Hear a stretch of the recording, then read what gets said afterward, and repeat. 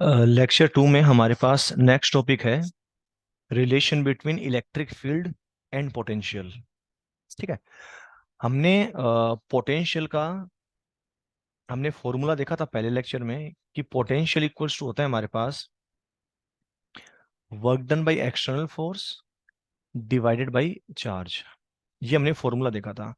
और पोटेंशियल की हमने डेफिनेशन देखी थी कि इनफाइनाइट से लेके पॉइंट पी तक लाने में जो वर्क डन किया जाएगा एक कूलम्ब चार्ज को without change in kinetic energy, है ना, एक्सेलेरेशन उसका कितना हो, जीरो हो, तो उसको हम पोटेंशियल बोलते हैं।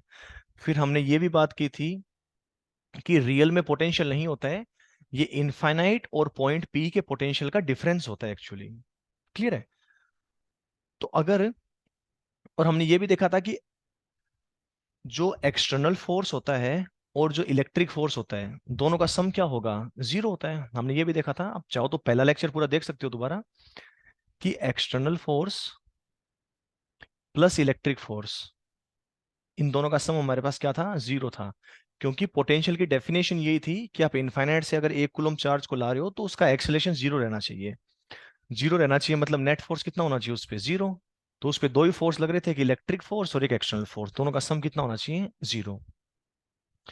तो अगर एक्सटर्नल फोर्स अपॉन क्यू है तो अगर वर्क डन की बात करेंगे तो वर्क डन क्या आ जाएगा हमारे पास यहाँ पे, इलेक्ट्रिक तो minus work done by electric force divide by charge आ जाएगा। क्योंकि दोनों का अगर फोर्स की बात करें तो दोनों का फोर्स तो क्या है, इक्वल एंड ऑपोजिट है। तो वर्क डन भी क्या है, इक्वल एंड ऑपोजिट। मतलब एक्सटर्नल फोर्स जितना वर्क डन करेगा, इलेक्ट्रिक फोर्स मैग्नीट्यूड वाइज तो उतना ही वर्क डन करेगा, लेकिन उसका साइन क्या हो जाएगा, ऑपोजिट हो जाएगा। क्लियर है ये।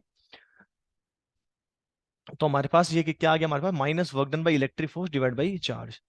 ये तो हम इनफाइनाइट से लेके पॉइंट पी तक लेके आए हैं, ठीक है। तो अगर इसको हम लिखें वर्क डन को, तो हम 11th के अंदर फॉर्मूला पढ़ चुके हैं इसका वर्क डन का। वो होता है F vector dot D R vector या डी एक्स वेक्टर, जिससे भी आप रिप्रेजेंट करो, डी आर वेक्टर लिख देते हैं, डी आर वेक्टर। और ये कौन सा वर्क डन है, इलेक्ट्रिक फोर्स का वर्क डन है, तो फोर्स भी कौन सा आएगा, electric force divided by charge. Clear है। और कहां से कहां तक लेके आ रहे हैं हम लोग, इनफाइनाइट से लेके पी तक लेके आ रहे हैं। ठीक है। और ये क्या आ जाएगा, वी। अब जैसे ये तो हम इनफाइनाइट से लेके पी तक लेके आ रहे हैं, अगर हम ए से बी तक लेके आए, ए से बी तक लेके आए, तो ये फॉर्मूला वी का ना बन के किसका बन जाएगा, डेल्टा वी का बन जाएगा। क्योंकि ये भी रियल के अंदर है तो वी, लेकिन ये भी है तो डिफरेंस ही, किस किस का डिफरेंस है, इनफाइनाइट और पी का। अगर मैं ए से बी तक लेके आऊंगा तो ये वी क्या बन जाएगा, डेल्टा वी बन जाएगा। और इनफाइनाइट से पी की जगह हम लिमिट क्या लगा देंगे, from point A to point B, F vector dot D R vector divided by charge. Clear है। और डेल्टा वी क्या बन जाएगा हमारे पास, ए से बी लेके गए हैं ना, और कोई भी चेंज हो, डेल्टा वी है तो कोई भी चेंज हो उसको हम क्या लिखते हैं, VB minus V A, final minus initial. तो VB minus V A equal to क्या बन जाएगा, minus A to B F vector dot D R vector divided by Q. Clear है। अब इलेक्ट्रिक फोर्स है, इलेक्ट्रिक फोर्स का इसको मैं फिर से डेल्टा वी लिख रहा हूं। इलेक्ट्रिक फोर्स को हम लोग क्या लिख सकते हैं, क्यू इंटू ई। तो Q E vector dot D R vector. Clear है। Divided by charge. क्लियर है। तो क्यू तो कांस्टेंट है, क्यू से क्यू क्या हो जाएगा, कैंसिल।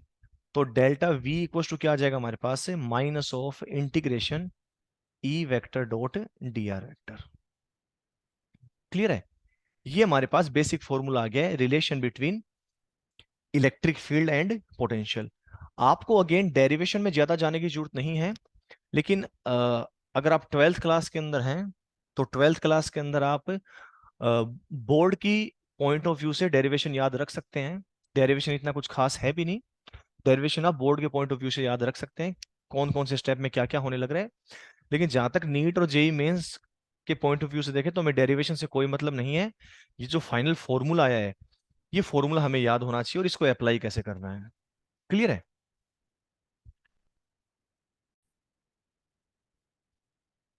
तो चलिए ये जो फॉर्मूला हम डराइव कर चुके हैं, इसके ऊपर थोड़ा और डिस्कस करते हैं, हाँ। चलिए।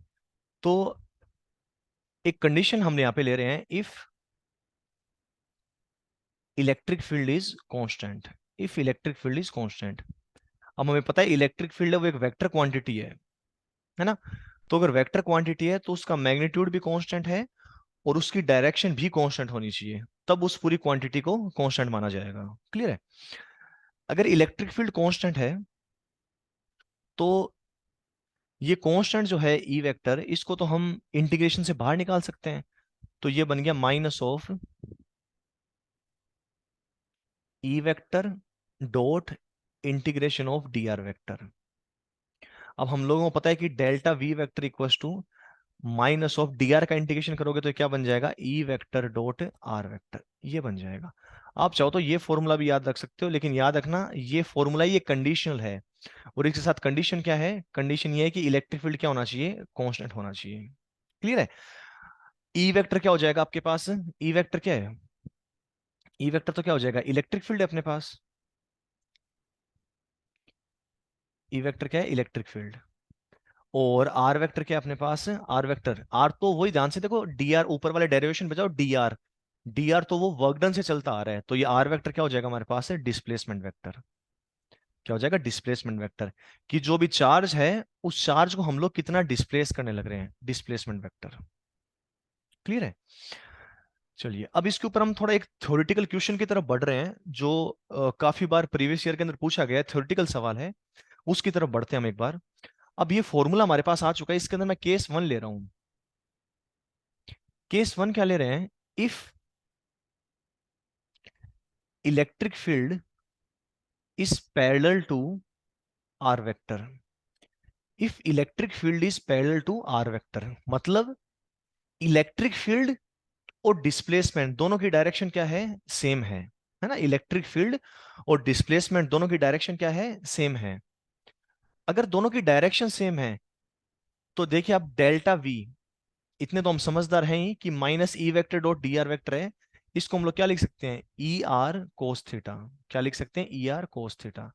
और यहाँ पे थीटा क्या अपने पास, थीटा है angle between E vector and R vector, angle between E vector and R vector. अब ध्यान से देखिए, अगर ये दोनों पैरेलल हैं, ई पैरेलल होने का मतलब क्या होता है, पैरेलल होने का मतलब होता है कि दोनों के बीच में एंगल कितना है, 0 डिग्री है, दोनों के बीच में एंगल कितना है, 0 डिग्री। तो डेल्टा वी, तो थीटा की वैल्यू 0 डिग्री पुट करो तो ये बन जाएगा माइनस ई आर कोस 0 डिग्री। कोस जीरो की वैल्यू कितनी होगी हमारे पास, 1, तो कितना आ गया, माइनस ई आर। कितना आ गया, माइनस ई आर। देखो डेल्टा वी, डेल्टा वी का मतलब तो क्या होता है, चेंज इन पोटेंशियल होता है ना, क्या होता है, change in potential, change in potential, change in potential. और चेंज इन पोटेंशियल अपने पास क्या आने लग रहा है, नेगेटिव आ रहा है, चेंज इन पोटेंशियल क्या आ रहा है, नेगेटिव आ रहा है, ध्यान से देखो, माइनस ई आ रहा है, तो ओवरऑल डेल्टा वी क्या आ रहा है, नेगेटिव आ रहा है, डेल्टा वी हमारे पास क्या आ रहा है, नेगेटिव। डेल्टा वी नेगेटिव आने का क्या मतलब है, डेल्टा वी हमारे पास क्या आ रहा है, डेल्टा वी जो है वो नेगेटिव आ रहा है। डेल्टा वी क्या होता है, V final minus V initial होता है, ये क्या आ रहा है, नेगेटिव आ रहा है। यानी कि जो फाइनल पोटेंशियल है वो इनिशियल पोटेंशियल से क्या है, कम है। फाइनल पोटेंशियल क्या, इनिशियल पोटेंशियल से कम है। अब आपको याद क्या रखना है, if R vector is parallel to E vector, then electric potential will decrease, then electric potential will decrease, then electric potential will decrease. ये अपने को पता होना चाहिए। देखो V final minus V initial negative है ना, मतलब फाइनल पोटेंशियल क्या है, फाइनल पोटेंशियल इनिशियल पोटेंशियल से कम है, तभी तो ये क्वांटिटी नेगेटिव आएगी ना। डेल्टा वी नेगेटिव होने का क्या मतलब है, कि पोटेंशियल डिक्रीज हुआ है। मतलब अगर आप इलेक्ट्रिक फील्ड की डायरेक्शन में डिस्प्लेस हो रहे हो, इलेक्ट्रिक फील्ड की डायरेक्शन में अगर डिस्प्लेस हो रहे हो तो पोटेंशियल क्या होगा, डिक्रीज होगा। क्लियर है? ये फाइनल स्टेटमेंट आपको ये याद होना चाहिए। क्लियर है? अब इसी तरीके से हम लोग केस टू की बात करते हैं। केस टू,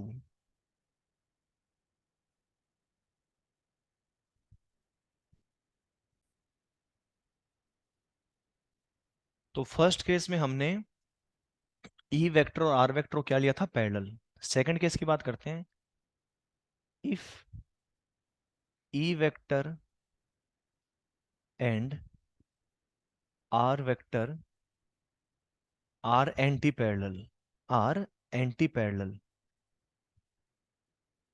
एंटी पैरेलल का मतलब हो जाएगा कि दोनों के बीच का एंगल कितना है, 180 डिग्री। दोनों के बीच का एंगल कितना है, 180 डिग्री। तो अगर हम डेल्टा वी की बात करें, डेल्टा वी का हमने फॉर्मूला देखा था minus E R cos theta. Theta की जगह इस बार कितना आ जाएगा, 180 डिग्री। तो डेल्टा वी हमारे पास क्या आ गया, प्लस का E into R. Delta V क्या आ रहा है इस बार, डेल्टा वी पॉजिटिव आने लग रहा है। डेल्टा वी पॉजिटिव आने का मतलब है कि डिस्प्लेसमेंट के बाद पोटेंशियल इंक्रीज हुआ है। डिस्प्लेसमेंट के बाद पोटेंशियल इंक्रीज हुआ है। और जो डिस्प्लेसमेंट है वो इलेक्ट्रिक फील्ड के ऑपोजिट डायरेक्शन में है। यानी कि अगर हम इलेक्ट्रिक फील्ड के ऑपोजिट डायरेक्शन में मूव करते हैं तो इलेक्ट्रिक फील्ड क्या होता है, अगर हम डिस्प्लेसमेंट जो है वो इलेक्ट्रिक फील्ड के ऑपोजिट डायरेक्शन के अंदर है तो पोटेंशियल क्या हो जाएगा, इंक्रीज हो जाएगा। चलिए ये पॉइंट लिखिए, इफ डिस्प्लेसमेंट इज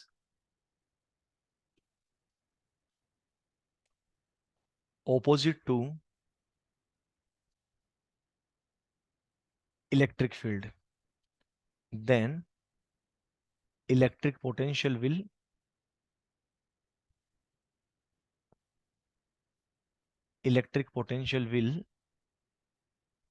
increase।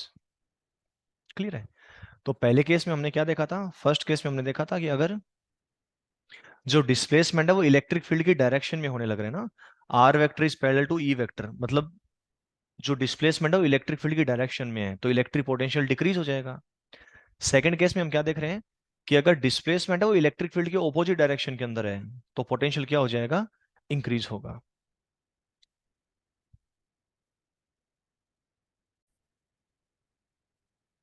तो हमने फर्स्ट केस देख लिया था कि इलेक्ट्रिक फील्ड और डिस्प्लेसमेंट दोनों सेम डायरेक्शन में थे तो पोटेंशियल डिक्रीज होगा। सेकंड केस में हमने देख लिया था कि इलेक्ट्रिक फील्ड और जो डिस्प्लेसमेंट है वो ऑपोजिट डायरेक्शन में थे तो पोटेंशियल इंक्रीज हो रहा था। थर्ड केस की बात करते हैं कि इलेक्ट्रिक फील्ड और आर वेक्टर हैं वो एक दूसरे के परपेंडिकुलर है, मतलब परपेंडिकुलर है तो थीटा की वैल्यू कितनी आ गई आपके पास है, 90 डिग्री आ गई। क्लियर है।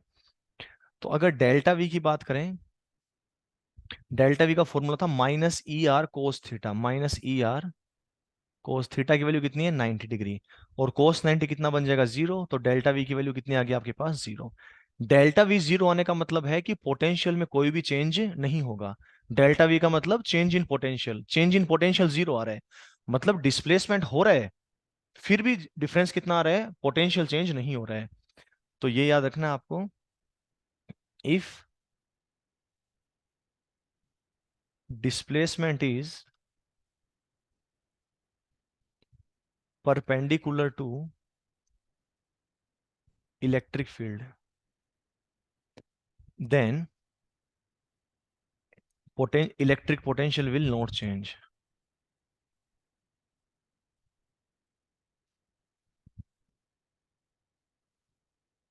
Electric potential will not change. Clear है। अब जो ये तीनों केस हैं इसके ऊपर बेस्ड एक एग्जांपल करते हैं। चलिए जो ऊपर हमने तीन केस लिखे हैं उस पे बेस्ड एक क्वेश्चन करते हैं। मान लेते हैं कि राइट डायरेक्शन के अंदर एक electric field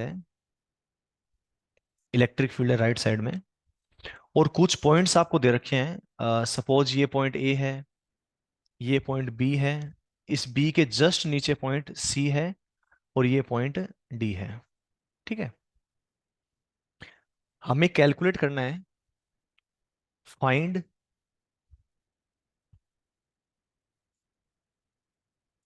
order of potential on A B C and D. Clear है। इलेक्ट्रिक फील्ड आपको दे रखा है राइट साइड के अंदर है, आपको ए बी सी डी चारों पॉइंट्स पे ये बताना है कहाँ पे पोटेंशियल ज्यादा होगा कहाँ पे पोटेंशियल कम होगा। हमने तीन केस में देख लिया था, अगर हम इलेक्ट्रिक फील्ड की डायरेक्शन में जाएंगे तो पोटेंशियल कम होगा, इलेक्ट्रिक फील्ड की ऑपोजिट डायरेक्शन में जाने पे पोटेंशियल बढ़ता है, और इलेक्ट्रिक फील्ड के परपेंडिकुलर जाने पे पोटेंशियल के अंदर कोई भी चेंज नहीं आता है। इलेक्ट्रिक फील्ड की डायरेक्शन में जाने पे पोटेंशियल कम होता है, तो जो पॉइंट इलेक्ट्रिक फील्ड की डायरेक्शन में सबसे दूर होगा, इलेक्ट्रिक फील्ड की डायरेक्शन में चलने पे जो पॉइंट सबसे लास्ट में मिलेगा वहां पे पोटेंशियल सबसे कम होगा। जैसे यहां से चलने लग रहे हैं तो इलेक्ट्रिक फील्ड की डायरेक्शन में चल रहे हैं, पोटेंशियल कम होता जाएगा, कम होता जाएगा, कम होता जाएगा। तो इलेक्ट्रिक फील्ड की डायरेक्शन में जो पॉइंट सबसे लास्ट में आएगा वहां पे पोटेंशियल क्या होगा, सबसे कम होगा, क्योंकि इलेक्ट्रिक फील्ड की डायरेक्शन में मूव करने पे पोटेंशियल कम हो जाता है। तो अगर आप देखें तो इलेक्ट्रिक फील्ड की डायरेक्शन में सबसे लास्ट में पॉइंट कौन सा आ रहा है, डी आ रहा है। तो डी पे पोटेंशियल क्या होगा, सबसे कम होगा। अब चलते जा रहे हैं तो सबसे पहले ए आ रहा है, उसके बाद बी सी, बी सी तो एक साथ ही आ रहे हैं। और आप ध्यान से देखो तो बी से सी की तरफ जा रहे हैं अपन, या फिर सी से बी की तरफ जा रहे हैं, तो हम इलेक्ट्रिक फील्ड के परपेंडिकुलर मूव कर रहे हैं। इलेक्ट्रिक फील्ड के परपेंडिकुलर मूव करने पे पोटेंशियल चेंज नहीं होता है। तो बी और सी पे पोटेंशियल क्या होगा, इक्वल होगा। और सबसे सबसे ज्यादा कहां पे होगा, पॉइंट ए के ऊपर होगा, क्योंकि इलेक्ट्रिक फील्ड की डायरेक्शन में मूव करने पे सबसे पहले ए आ रहा है, फिर बी और सी आ रहे हैं, और सबसे लास्ट में कौन सा आ रहा है, डी आ रहा है। तो बस आपको ये देखना है इलेक्ट्रिक फील्ड की डायरेक्शन में जो पॉइंट सबसे लास्ट में आए उस पे पोटेंशियल सबसे कम होगा, जो सबसे पहले आए उस पे सबसे ज्यादा होगा, और जो परपेंडिकुलर है वहां पे तो पोटेंशियल इक्वल होना ही है। क्लियर है। नेक्स्ट टॉपिक हमारे पास है कि अगर पोटेंशियल गिवन हो तो हम इलेक्ट्रिक फील्ड कैसे कैलकुलेट करेंगे। तो अगर आप फॉर्मूला देखो तो delta V equals to minus of E vector dot D R vector. तो इलेक्ट्रिक फील्ड का इंटीग्रेशन करने पे हमें पोटेंशियल डिफरेंस मिल रहा है, इलेक्ट्रिक फील्ड का इंटीग्रेशन करने पे पोटेंशियल मिल रहा है। तो पोटेंशियल का डिफरेंशिएट करने पे क्या मिल जाएगा अपने को, इलेक्ट्रिक फील्ड मिल जाएगा। हमें पता है कि इलेक्ट्रिक फील्ड, हमें पता है कि इंटीग्रेशन और डेफिनेशन एक दूसरे के रिवर्स कर रहे हैं, हो रहे हैं, होते हैं। तो इलेक्ट्रिक फील्ड को इंटीग्रेट करने पे पोटेंशियल मिल रहा है, तो पोटेंशियल को डिफरेंशिएट करने पे क्या मिलेगा आपको, इलेक्ट्रिक फील्ड मिलेगा। तो हमारे पास इलेक्ट्रिक फील्ड का फॉर्मूला क्या आ जाएगा, डिफरेंशिएट करना है पोटेंशियल को, लेकिन थोड़ा अलग तरीके का फॉर्मूला है, थोड़ी सी मैथमेटिक्स इन्वॉल्व है। ये आएगा minus del V upon del X I cap minus del V upon del Y J cap minus del V upon del Z K cap. ये आएगा फॉर्मूला। अब देखो जैसे हम लोग ये लिखते हैं ना, जैसे DV upon D X, DV upon D X का क्या मतलब हो जाएगा, differentiation of potential with respect to X. इसका तो ये मतलब हो गया।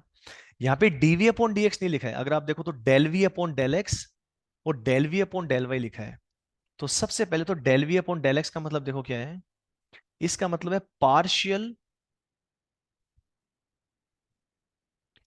Partial differentiation of V potential with respect to X. यानी कि पोटेंशियल का एक्स के रेस्पेक्ट में पार्शियल डिफरेंशिएशन करना है। Del V upon del Y भी का भी सेम मतलब है, बस उसमें with respect to Y partial differentiation करना है। Del V upon del Z का भी वही मतलब है कि जो पोटेंशियल है उसका जेड के रेस्पेक्ट में पार्शियल डिफरेंशिएशन करना है। अब पार्शियल डिफरेंशिएशन कैसे करना होता है, अगर आपने 11th में पढ़ा हो, वहां पे भी हमने पोटेंशियल एनर्जी को किया था पार्शियल डिफरेंशिएट, कोई बात नहीं यहाँ पे देख लेते हैं। एक क्वेश्चन करते हैं इसके ऊपर बेस्ड कैसे करना है अपने को, उसे पार्शियल डिफरेंशिएशन भी समझ में आ जाएगा। प्रीवियसली काफी सारे एग्जाम के अंदर पूछा हुआ है भी ये क्वेश्चन। देखिए क्या है, आपको v गिवन है, v equals to minus X square Z minus X Z cube plus 4। और आपको क्वेश्चन गिवन है calculate electric field, calculate electric field at point 1,2,3। ये क्वेश्चन है, आपको ये पोटेंशियल गिवन है और आपको electric field even E vector लिख दीजिए, आपको ई वेक्टर कैलकुलेट करना है 1,2,3 पे। तो अगर सोल्व करें हम लोग तो अपने को पता है फॉर्मूला क्या हो जाएगा, E vector equals to minus del V upon del X I cap minus del V upon del Y J cap minus del V upon del Z K cap. यही होगा। तो सबसे पहले del V upon del X निकाल लेते हैं, del V upon del X. यानी कि ये जो पोटेंशियल है इसको एक्स के रेस्पेक्ट में पार्शियल डिफरेंशिएट करना है। अब याद रखना, एक्स के रेस्पेक्ट में पार्शियल डिफरेंशिएट करना है ना, तो वाई और जेड को क्या मानना है आपको, कांस्टेंट मानना है। अगर वाई के रेस्पेक्ट में पार्शियल डिफरेंशिएट कर रहे हो तो एक्स और जेड को कांस्टेंट की तरह ट्रीट करना है। अगर जेड के रेस्पेक्ट में पार्शियल डिफरेंशिएट कर रहे हो तो एक्स और वाई को आपको कांस्टेंट की तरह ट्रीट करना है। तो पहले अगर एक्स के रेस्पेक्ट में करते हैं तो जेड तो माइनस, जेड तो कांस्टेंट हो गया एक्स स्क्वायर, एक्स स्क्वायर का कितना आ जाएगा 2x, minus X Z cube है तो जेड क्यूब तो कांस्टेंट हो गया, एक्स का कितना हो जाएगा 1, माइनस जेड क्यूब, 4 का तो 0 हो गया। तो ये हमारे पास आ रहा है -2 x Z minus Z cube. हमें 1 2 3 पे निकालना है तो वैल्यू पुट कर देते हैं, -2 एक्स की वैल्यू 1, जेड की वैल्यू 3, माइनस जेड क्यूब मतलब 3 का क्यूब। तो देखेंगे तो ये आ गया -6, और ये 3 का क्यूब कर रहे हैं तो कितना हो गया ये आपके पास 27। तो ये कितना आ जाएगा माइनस का 33। ऐसे हम लोग del V upon del Y निकालें। तो बेटा ध्यान से देखो, वाई अगर निकालोगे तो वाई तो पूरे में कहीं पे भी है भी नहीं। जो एक्स और जेड है वो बाकी सब की तरह, सबको किस की तरह ट्रीट करना है, कांस्टेंट की तरह।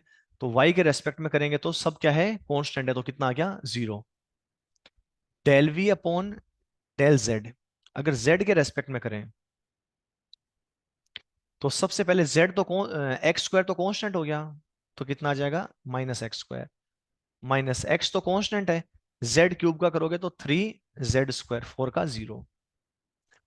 अब वैल्यू पुट कर देते हैं, एक्स की वैल्यू कितनी है 1, तो -1 का whole square minus X again 1 हो गया, तो 3 z², जेड कितना है 3, 3 का स्क्वायर। तो ये देखें तो -1 और -27, तो कितना आ गया माइनस का 28। चलिए तीनों वैल्यू आ गई है, अब बस वैल्यू पुट करनी है फॉर्मूले के अंदर, minus del V upon del X, तो माइनस माइनस प्लस बन जाएगा, तो 33 i cap, del V upon del Y 0 बन गया, del V upon del Z देखेंगे तो प्लस बन गया, तो 28 k कैप। ये आपके पास फाइनल आंसर है। ये विद डायरेक्शन आ गया है। अगर आपसे सिर्फ मैग्नीट्यूड पूछ रहा है तो आप मैग्नीट्यूड भी उसका कैलकुलेट कर सकते हो। क्लियर है। नेक्स्ट क्वेश्चन है, आपको इलेक्ट्रिक फील्ड दे रखा है 10x i कैप, है ना। इलेक्ट्रिक फील्ड है वो पूरा का पूरा पॉजिटिव एक्स एक्सिस की तरफ ही है, अलोंग द एक्स एक्सिस है। Taking the potential at 10, 22 be 0, find potential at origin. इसमें ये बोला हुआ है कि 10, 20 पे हम लोग पोटेंशियल को क्या मान रहे हैं, 0 मान रहे हैं, तो ओरिजिन पे पोटेंशियल कितना होगा। देखो वैसे आपको इलेक्ट्रिक फील्ड दे रखा है यहाँ पे और पोटेंशियल पूछा हुआ है, हमें दोनों में रिलेशन क्या पता है, del V equals to minus E vector dot. अब इस पर देखो, इलेक्ट्रिक फील्ड वो सिर्फ एक्स एक्सिस के अंदर ही है ना, तो इस आर वेक्टर को मैं क्या लिख देता हूँ, डी एक्स वेक्टर लिख देते हैं, बात तो एक ही है। क्लियर है। अब इधर देखिए आपको ध्यान से ना लिमिट लगानी है, लिमिट लगानी है जब, अब यहाँ तो एक्स है ना, तो जब आपके पास एक्स की वैल्यू 10 है, जब एक्स की वैल्यू 10 है ये रही, तो पोटेंशियल कितना है वहां पे 0, तो लिमिट यहाँ पे लगाएंगे। जब x की वैल्यू 10 है तो पोटेंशियल कितना है 0। हमें ओरिजिन पे निकालना है, मतलब जब x की वैल्यू 0 हो गई तो पोटेंशियल कितना हो जाएगा v, ये v हमें कैलकुलेट करना है। क्लियर है। ये बोले ना 10, 0 पे पोटेंशियल 0 है, 10, 0 में 10 तो क्या होगा एक्स कोऑर्डिनेट, और यहाँ पे सिर्फ x को ही लिखने लग रहे हैं क्योंकि इलेक्ट्रिक फील्ड किस में हमारे पास है, सिर्फ आई कैप के अंदर ही है। तो जब लिमिट यहाँ पे x की लगेगी, तो जब x की वैल्यू 10 थी तो पोटेंशियल कितना सवाल में दे रखा है 0, हमसे ओरिजिन में पूछा हुआ है, तो जब x की वैल्यू 0 होगी तो पोटेंशियल कितना होगा, लेट सपोज v होगा। क्लियर है।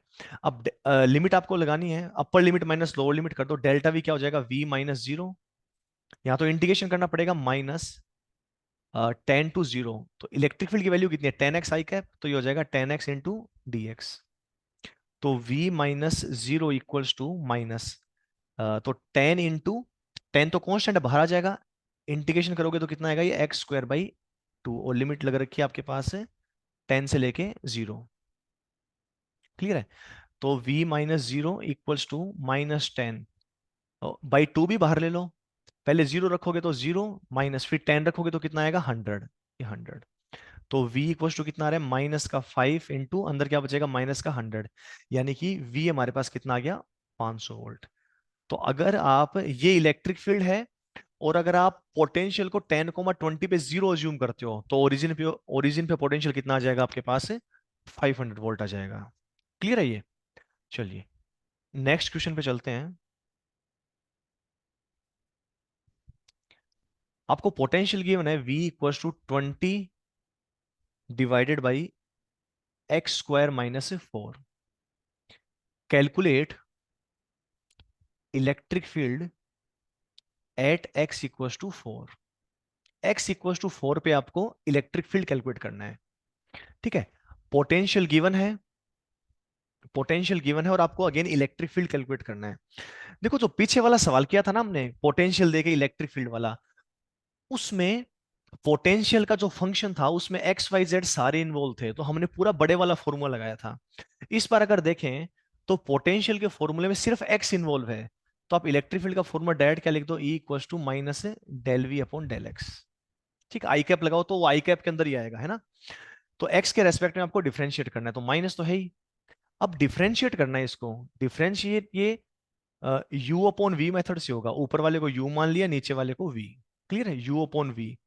तो क्या आएगा ये एक्स स्क्वायर माइनस 4 का होल स्क्वायर। यहां पे अपने पास क्या आ जाएगा, एक्स स्क्वायर माइनस 4 और 20 का डिफरेंशिएशन 0 माइनस 20 को डायरेक्ट लिख दिया, एक्स स्क्वायर माइनस 4 का डिफरेंशिएशन 2x। ये आप एक बार अगर समझ में ना आ रहा हो तो u अपॉन वी मेथड है डिफरेंशिएशन करने का, 11th के अंदर होगा, आप लोग एक बार देख लीजिएगा। तो e इक्वल टू कितना आ रहा है अपने पास, ये आ गया, ये तो पूरा टर्म जीरो ही बन गया, माइनस माइनस प्लस हो गया, तो ये आ गया ऊपर 40x और नीचे आ गया एक्स स्क्वायर माइनस 4 का होल स्क्वायर। एक्स की जगह वो क्या पुट करना है, 4 पुट करना है, तो ऊपर वाला आ गया 160, या 4 करोगे तो ये 16 माइनस 4 यानी कि ये आ जाएगा आपके पास 12 का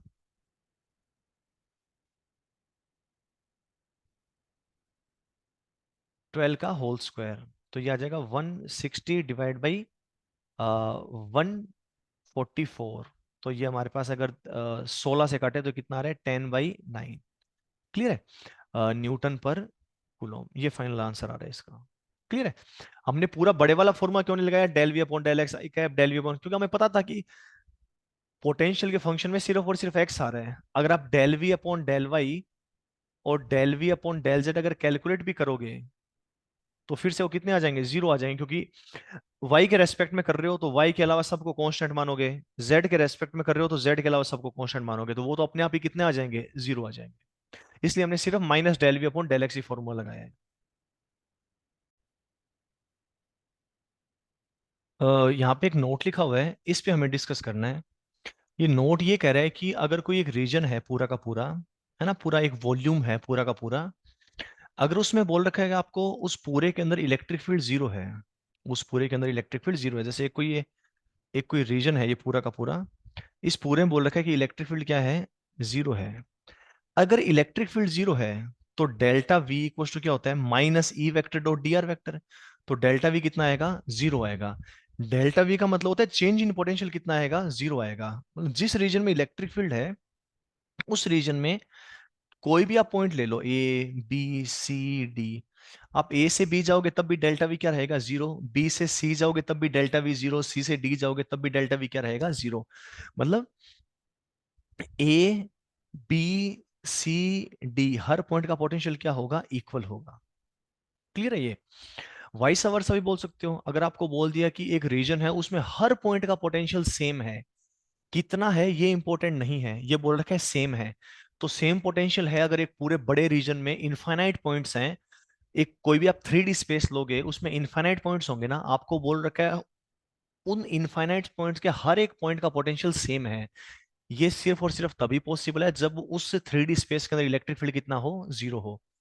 उल्टा क्या बोल सकते हो आप, अगर एक 3D स्पेस है, अगर कोई एक रीजन है पूरा 3 डायमेंशन के अंदर वॉल्यूम है, अगर उस 3D स्पेस के अंदर इलेक्ट्रिक फील्ड 0 है, तो अगर इलेक्ट्रिक फील्ड 0 है तो उसके हर पॉइंट पे पोटेंशियल क्या होगा, सेम होगा।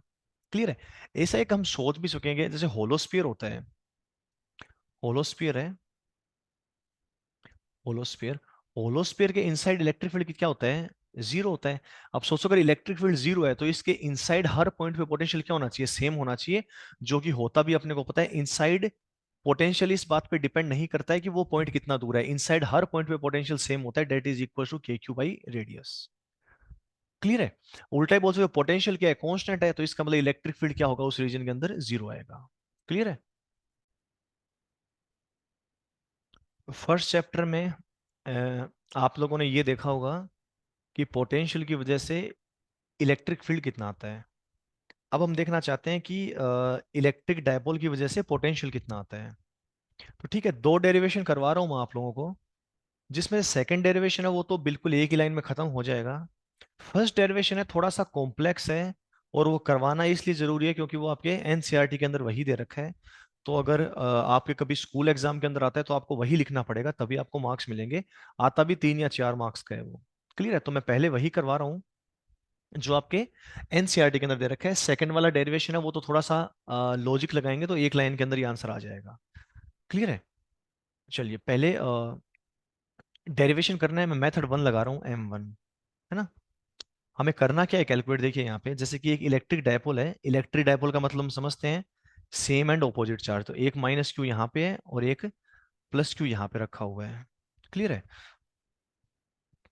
ये क्या है, ये इन दोनों की लाइन ज्वाइनिंग है। एक पॉइंट है, कोई भी रैंडम पॉइंट ले लिया P,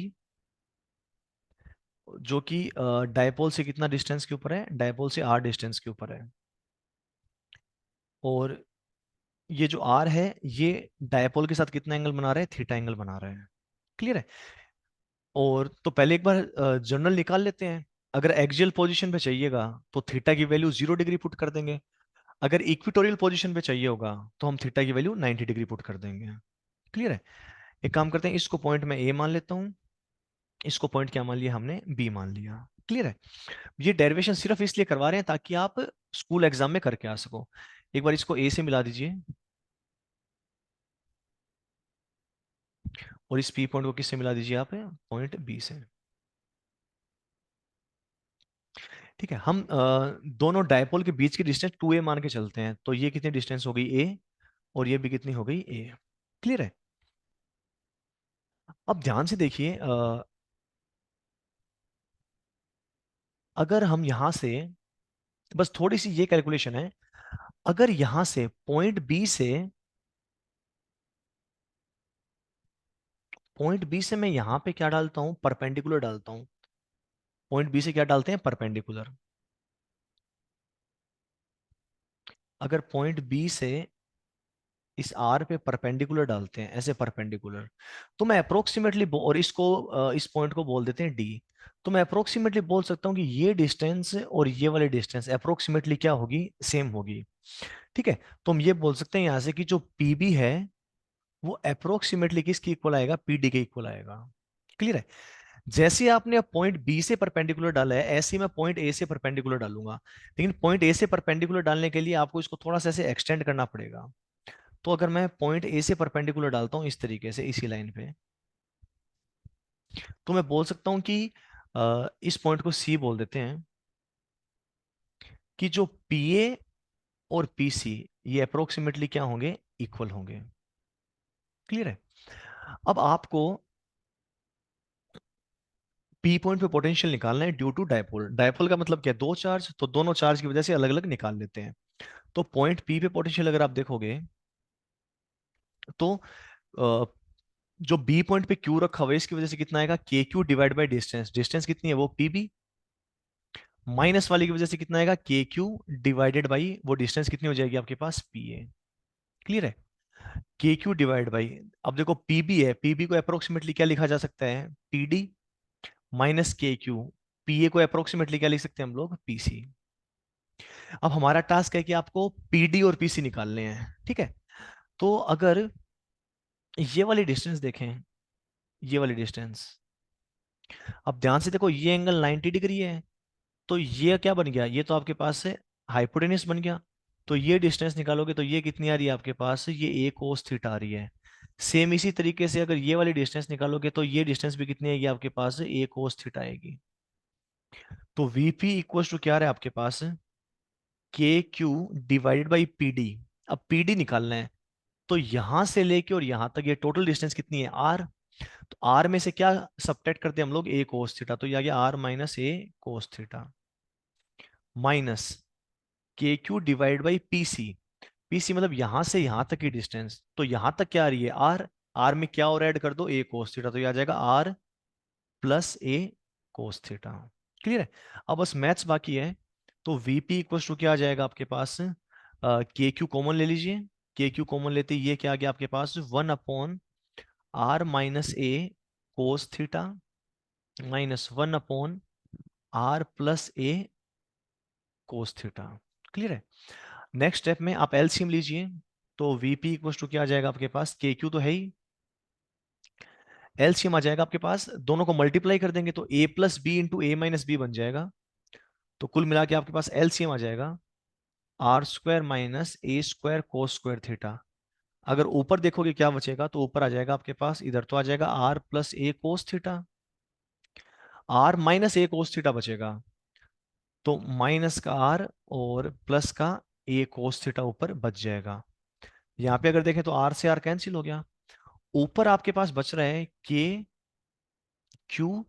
अब इन दोनों को ऐड करने पे 2 बनेगा ना, तो मैं उसको लिख रहा हूं 2a cos theta divided by are square minus A square cos square theta. हमने इलेक्ट्रिक फील्ड में भी देखा था, हम लोग यहाँ पे शॉर्ट डायपोल की बात करते हैं, शॉर्ट डायपोल है ना, फॉर शॉर्ट डायपोल। अगर शॉर्ट डायपोल के लिए बात करेंगे तो अपने को पता है कि आर की वैल्यू ए से क्या होती है, बहुत ज्यादा होती है। अगर आर की वैल्यू बहुत ज्यादा है तो आर स्क्वायर माइनस ए square cos square theta, r तो बहुत बड़ा है ना, तो इसके अंदर ए तो बहुत छोटा सा है, तो ए स्क्वायर कोस स्क्वायर थीटा को आप ऐड करो या सब्ट्रैक्ट करो, उसका कोई खास फर्क नहीं पड़ेगा, है ना। आर बहुत ज्यादा है, जैसे ये 1 लाख है और ये पूरी क्वांटिटी एक ही है, तो 1 लाख में एक ऐड करो या सब्ट्रैक्ट करो, कोई खास फर्क नहीं पड़ेगा, तो इसको क्या लिख सकते हैं हम लोग, आर स्क्वायर। तो वीपी अगर देखें हम लोग, तो इधर देखिए ऊपर के क्यू इंटू टू ए बन रहे हैं ना, charge multiplied by distance between charge, इसको हम लोग क्या बोल देते हैं, डायपोल मोमेंट। तो ये क्यू इंटू टू ए क्या बन जाएगा, पी, तो k p cos theta upon are square minus A square cos theta, क्या लिख दिया हमने, आर स्क्वायर। तो पी पॉइंट के ऊपर अगर पोटेंशियल देखा जाएगा जनरल पॉइंट के ऊपर, तो कितना आ जाएगा आपके पास, k p cos theta upon are square. ध्यान से, पी क्या है यहाँ पे, डायपोल मोमेंट, आर क्या है, आर है जिस पॉइंट पे आपको पोटेंशियल निकालना है वो डायपोल से कितना दूर है। थीटा का क्या मतलब है यहाँ पे, थीटा हम देख चुके, ध्यान से देखो आप, angle between, angle between r vector and p vector, कि जो आर वेक्टर है आपके पास है ना, ये वाला आर वेक्टर है, और ये डायपोल मूवमेंट, डायपोल मूवमेंट किधर होता है, नेगेटिव टू पॉजिटिव, इनके बीच का एंगल क्या है यहाँ पे, थीटा है। क्लियर है ये? तो ये डेरिवेशन है, डेरिवेशन आप एक दो बार करके देख लीजिए, सिर्फ और सिर्फ जो आप ट्वेल्थ के जो बोर्ड्स एग्जाम है उसको ध्यान में रखते हुए कराया गया है, बाकी इसका नीट या जेई से कोई लेना देना नहीं है। तो हमारे पास किसी भी जनरल पॉइंट के ऊपर ड्यू टू इलेक्ट्रिक डायपोल ये पोटेंशियल का फॉर्मूला आ गया है। इस फॉर्मूले को हम वेक्टर फॉर्म में भी रिप्रेजेंट कर सकते हैं, देखिए एक बार, स्मॉल आर से ऊपर नीचे मल्टीप्लाई कर दीजिए आप, तो यह आ जाएगा के, आर, आर से ऊपर नीचे मल्टीप्लाई कर दीजिए, ये बन गया पी आर कोस थीटा, और डिवाइड बाई ये बन गया आर क्यूब। ठीक है? तो ध्यान से देखिए, वीपी इक्वल टू के, ये पी आर कोस थीटा बन रहा है, तो इसको ये भी लिख सकते हैं हम लोग कि P vector dot are vector, है ना, ए वेक्टर डॉट बी वेक्टर, ये भी कोस थीटा होता है, तो P vector dot are vector, और नीचे क्या बन गया आपके पास, आर क्यूब। कई बार क्या होता है ना, पी वेक्टर और आर वेक्टर आपको आई कैप जे कैप में दे देते हैं, है ना, तो आप डायरेक्ट ये वाला फॉर्मूला लगा सकते हो, p vector dot are vector divide by r cube. Clear है? अब ये तो जनरल फॉर्मूला आ गया था, हम इसमें देखते हैं सबसे पहले potential on axial points, potential on axial points, potential on axial points. Axial point का मतलब जैसे कि ये मान लेते हैं कि ये हमारे पास डायपोल है पी, पॉइंट ए है, वो भी कहाँ पे है, उसकी एक्सियल पोजीशन पे है, पॉइंट बी है वो भी कहाँ पे है, एक्सियल पोजीशन के ऊपर है। तो अगर आप पॉइंट ए पे पोटेंशियल देखोगे, तो पॉइंट ए के लिए अगर बात करोगे, तो डायपोल मोमेंट राइट साइड में है, और आर वेक्टर भी किधर जाएगा, आर वेक्टर भी राइट साइड में जाएगा, तो पॉइंट ए के लिए अगर देखोगे तो थीटा कितना आ जाएगा, 0, तो ये आ जाएगा KP cos 0 degree upon are square. तो पॉइंट ए पे कितना आ गया आपके पास, KP divided by are square. Clear है? और अगर पॉइंट बी की बात करोगे तो पॉइंट बी में के लिए आर वेक्टर तो किधर की तरफ हो जाएगा, आर वेक्टर पीछे की तरफ हो गया, और पी वेक्टर राइट साइड में है, मतलब पी और आर के बीच में एंगल कितना हो गया, 180 डिग्री। तो थीटा की जगह क्या पुट कर देंगे हम लोग, 180, तो cos 180 degree divided by are square. तो अगर बी की बात करें तो बी पे पोटेंशियल कितना आ गया आपके पास, माइनस का के पी बाई आर स्क्वायर। और इस माइनस को ऐसे इग्नोर नहीं करना है कि ठीक है दोनों सेम ही तो है, क्योंकि पोटेंशियल है वो एक स्केलर क्वांटिटी होती है, और स्केलर क्वांटिटी में माइनस साइन का बहुत मतलब होता है ना। वेक्टर क्वांटिटी में तो माइनस साइन है वो बस डायरेक्शन को रिप्रेजेंट करता है, यहाँ पे कम ज्यादा से रिप्रेजेंट करेगा। तो एक्सियल पॉइंट पे जो पोटेंशियल है वो केपी अपॉन आर स्क्वायर भी हो सकता है और minus KP upon are square ही हो सकता है। अगर वो डायपोल के राइट साइड में रखा हुआ है ना, मतलब आर वेक्टर और डायपोल मूवमेंट सेम डायरेक्शन में आ रहे हैं तो केपी बाई आर स्क्वायर। और अगर आर वेक्टर और पी वेक्टर ऑपोजिट डायरेक्शन में आ रहे हैं तो minus KP by are square. वैसे हम प्लस माइनस तो बिना फॉर्मूले के डिसाइड कर ही सकते थे कि प्लस आएगा या माइनस आएगा। देखो पी वेक्टर इधर है ना, मतलब माइनस क्यू इधर रहा होगा और प्लस क्यू यहां रहा होगा। तो जो ये वाले सब पॉइंट्स हैं, ये वाले है ना, जो इस डायपोल के राइट साइड में जो भी पॉइंट्स हैं, उनके लिए जो प्लस क्यू चार्ज है वो नजदीक है और माइनस क्यू चार्ज है वो दूर है। तो प्लस क्यू चार्ज अगर नजदीक है तो के क्यू बाई आर, तो अगर आर कम होगा तो क्यू वाला जो पोटेंशियल है वो क्या करेगा, डोमिनेट करेगा, तो ओवरऑल क्या आएगा, आंसर पॉजिटिव आएगा। लेकिन अगर जो डायपोल के लेफ्ट साइड में पॉइंट्स हैं, है ना, जो लेफ्ट साइड में पॉइंट्स हैं यहाँ पे पॉइंट्स है, उनके लिए जो माइनस क्यू चार्ज है वो ज्यादा नजदीक है। तो के क्यू अपॉन अगर आर से हम लोग देखें तो नेगेटिव चार्ज की वजह से जो पोटेंशियल आएगा वो डोमिनेट करेगा। तो ओवरऑल ओवरऑल इन सब पॉइंट्स के ऊपर क्या आना चाहिए, नेगेटिव आएगा, वो माइनस के पी अपॉन आर स्क्वायर आने भी लग रहा है। क्लियर है। तो पॉजिटिव नेगेटिव तो हम बेसिक लॉजिक से ही देख सकते हैं। क्लियर है।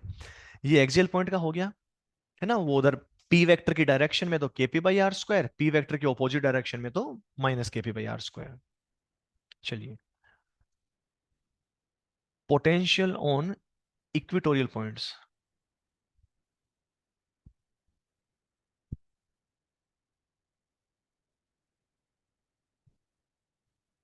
इक्वेटोरियल पॉइंट्स जैसे कि ये हो गया हमारे पास dipole moment vector. Equatorial points तो इधर आएगा ना, हाँ, यहाँ ऊपर मान लीजिए या फिर क्या मान लीजिए, नीचे की तरफ मान लीजिए, है ना, इन पॉइंट्स पे आएगा। तो आपके पास एंगल कितना बनने लग रहा है, यहाँ पे पी वेक्टर राइट साइड में, आर वेक्टर ऊपर हो गया, एंगल कितना बन रहा है, 90 डिग्री। तो अगर पोटेंशियल हम लोग देखेंगे तो क्या बन जाएगा, वो के पी कोस थीटा था, तो cos 90 degree divide by are square. तो कितना आ जाएगा, इक्वेटोरियल पॉइंट्स पे पोटेंशियल कितना आएगा, जीरो। बात भी सही है, इधर देखिए आप, जीरो आना भी चाहिए, इतना कुछ सोचने की जरूरत ही नहीं है। ये माइनस क्यू है और ये क्या है, प्लस क्यू है। आप ये पॉइंट लीजिए, ये पॉइंट लीजिए, कोई भी ले लीजिए, इवन ये एक पूरा का पूरा प्लेन बनने लग रहा है ना, ये पूरा का पूरा एक प्लेन बनने लग रहा है। ये पूरा एक प्लेन है, अगर आप 3D में थोड़ा सोच पा रहे हैं, ये पूरा एक प्लेन बनने लग रहा है ना। वाई जेड के पैरेलल एक प्लेन बन रहा है जो इनके मिड पॉइंट से पास कर रहा है। इस पूरे पॉइंट पे, इस पूरे प्लेन पे आप कोई भी पॉइंट ले लीजिए, वो प्लस क्यू और माइनस क्यू से इक्वल डिस्टेंस पे है। तो अगर इक्वल डिस्टेंस पे तो के क्यू बाई आर और दूसरे का minus K Q by are, दोनों का सेम आएगा और ऑपोजिट साइन का आएगा, तो हर पॉइंट पे पोटेंशियल कितना हो जाएगा, जीरो हो जाएगा। क्लियर है। तो इक्विटोरियल जो पॉइंट्स हैं उनके ऊपर पोटेंशियल कितना आएगा आपके पास, जीरो आएगा। और एक्सियल पॉइंट के ऊपर केपी अपॉन आर स्क्वायर भी हो सकता है, minus KP upon are square भी हो सकता है। क्लियर है ये। अब आपके सामने क्वेश्चन है, एक बार आप ट्राई कर सकते हैं। पीछे प्रीवियस ईयर का ही क्वेश्चन है, एक आया हुआ है एग्जाम के अंदर। क्वेश्चन तो है 5 लाइन का नजर आ रहा है, लेकिन क्वेश्चन में कुछ है नहीं अगर आप लैंग्वेज को अच्छे से डिकोड कर लेते हो। लिखा हुआ है कि एक शॉर्ट डायपोल है जिसका डायपोल मूवमेंट दे रखा है आपको। पोटेंशियल पूछा था, electric potential due to the dipole at a point at a distance of 0.6 metre. जिस पॉइंट पे आपको पोटेंशियल निकालना है उसकी डायपोल से डिस्टेंस भी दे रखी है आपको। और क्या बोल रहे हैं, situated on a line making an angle of 60 degree with the dipole axis. Theta दे दिया, आर दे दिया और डायपोल मूवमेंट भी दे दिया, बचा कुछ भी नहीं है। अगर आपको फॉर्मूला याद है तो 5 सेकंड के अंदर आंसर आ जाएगा, KP cos theta upon are square. K की वैल्यू, वैसे क्वेश्चन में के की वैल्यू दे भी रखी थी, लेकिन आपको याद भी होनी चाहिए 9 × 10⁻⁹ पी यानी कि डायपोल मूवमेंट कितना दे रखा है 16 × 10⁻⁹ कोस थीटा, कोस 60 डिग्री यानी कि 0.5। आर कितना हो जाएगा आपके पास है, आर है 0.6, स्क्वायर करोगे तो कितना आ जाएगा 0.36। क्लियर। अगर आप देखो तो ये कैंसिल हो गया, और अगर यहाँ कैंसिल करते हो अपने 3 से करो तो ये 3 बार, और ये कितना हो रहा है 0.12 टाइम्स। क्लियर है। तो ये हो जाएगा 48 डिवाइड बाई ये 1/2 बनेगा तो 0.24। ठीक है, तो ये आ गया आपके पास 200 वोल्ट। क्लियर है, सिंपल क्वेश्चन है, फॉर्मूला याद है तो तुरंत 4 नंबर आ जाएंगे आपके। एक क्वेश्चन और आपके सामने, आपको एक इलेक्ट्रिक डायपोल दे रखा है जिसका डायपोल मोमेंट है इस बार वेक्टर फॉर्म में दे रखा है 2i कैप माइनस जे कैप प्लस के कैप कूलोम मीटर, और जो वो डायपोल है वो -1,2,4 पे है। कुछ ना भी बोला जाए तो आपको शॉर्ट डायपोल ही मान के चलना है, और आपको इस डायपोल की वजह से 2,1,2 पे आपको पोटेंशियल कैलकुलेट करना है। तो ये पी वेक्टर आपको दे रखा है 2i कैप माइनस जे कैप प्लस 4k कैप, और ये डायपोल है, इसके कोऑर्डिनेट कितने हैं, ये कहाँ पे प्लेस्ड है, शॉर्ट डायपोल है छोटा सा, तो एक फिक्स कोऑर्डिनेट होंगे -1,2,4। इसकी वजह से आपको 2,1,2 यहां पे आपको पोटेंशियल कैलकुलेट करना है। तो ध्यान से देखिए, ये आपके पास कौन सा वेक्टर बन गया, ये आपके पास बन गया आर वेक्टर। तो अगर ये आर वेक्टर आप निकालना चाहोगे तो क्या आएगा, ये 2 - -1, 2 - -1 इसका आई कैप प्लस 1 - 2 जे कैप प्लस 2 - 4 के कैप। क्लियर है। ये आर वेक्टर हमने कैसे निकाला है, ये हेड के कोऑर्डिनेट माइनस टेल के कोऑर्डिनेट, ये हमारे पास क्या आ गया, आर वेक्टर आ गया।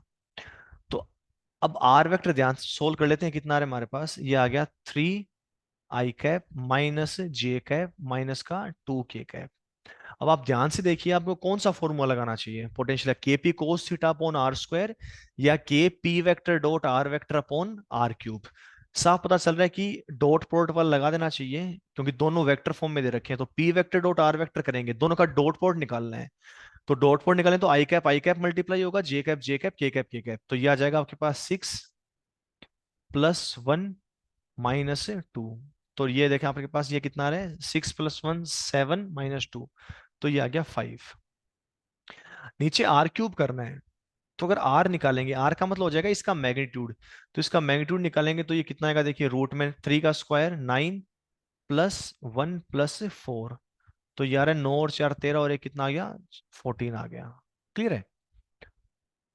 तो अगर हम फॉर्मूला लगाते हैं तो के की वैल्यू कितनी हो जाएगी, 9 × 10⁻⁹ P vector dot are vector बन रहा है 5 अपॉन आर क्यूब, तो √14 का क्या करना है आपको, क्यूब। तो आप ये भी बोल सकते हो कि 14⁻³ क्लियर है। ये आपके पास क्या आ जाएगा, इतना वोल्ट आंसर आ गया आपके पास। क्लियर है ये।